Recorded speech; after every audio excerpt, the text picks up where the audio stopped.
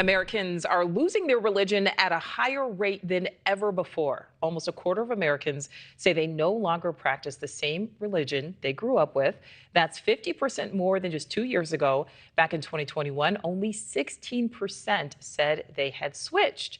And more people are turning away from traditional Christian teachings altogether. 38% say they are now a member of a non-Christian religion, while 37% say they are religiously unaffiliated.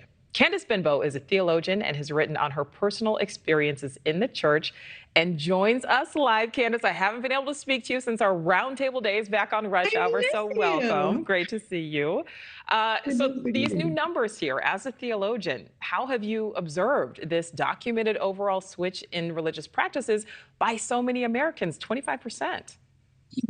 I think the first thing that we have to be very honest about is that we are reckoning with the ways that so much of our traditional, oh, my dogs just started barking, the ways that so much of our traditional teachings don't align with the kind of people that we're trying to be. And that is in and of itself the biggest issue. When you're talking about race, when you're talking about gender, when you're talking about sexuality, we've had so much that told us that these conservative ideas and ideologies are the way to be. And that's just not who we are anymore. Well, that takes me, right to the next question, because, according to this study, more Americans are turning away from Christianity, yet we see religion being injected into so many political discussions, particularly right now. Does that make sense to you?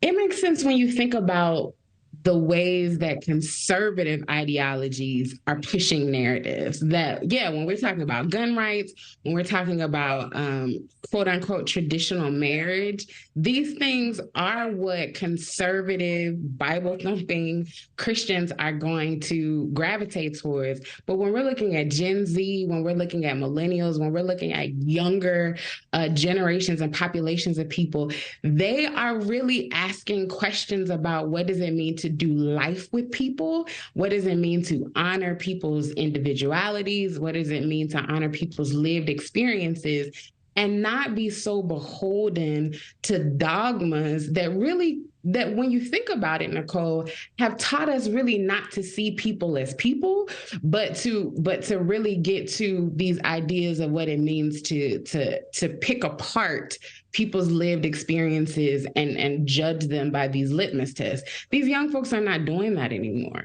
Well, and I do want to, it's important to note that this is a nonpartisan study, of which this was conducted. But Candice, something that really stood out to me, this religious switching is primarily due to no longer believing in the teachings. That was the most named reason. But the second most given reason is due to the religious teachings about or treatment of LGBTQ+ individuals.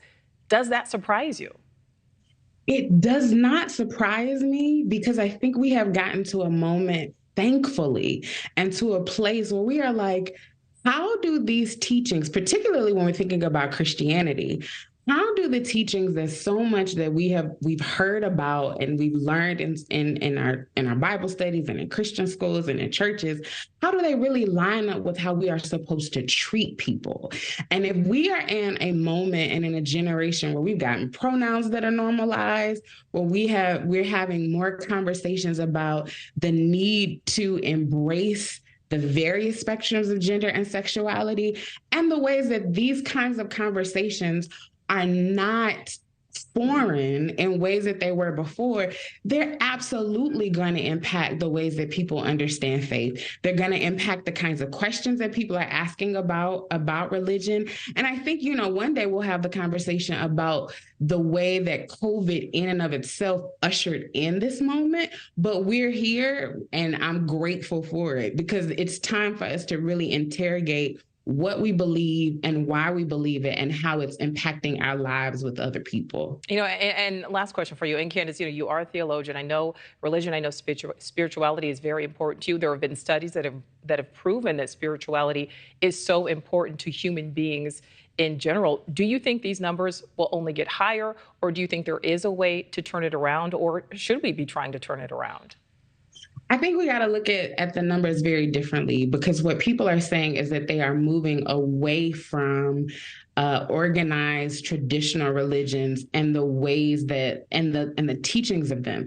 They're not moving away from spirituality, and they're not moving away from the depths of relationship. And I think that if pastors, if religious leaders really want to turn the tide on people leaving organized and traditional religions, they've got to reckon with what we are being taught and why it does not serve this present age. But folks are not leaving faith. They're not leaving belief. They're not turning their backs on belief systems. They're turning their backs on teachings that do not speak to the humanity and the dignity of people.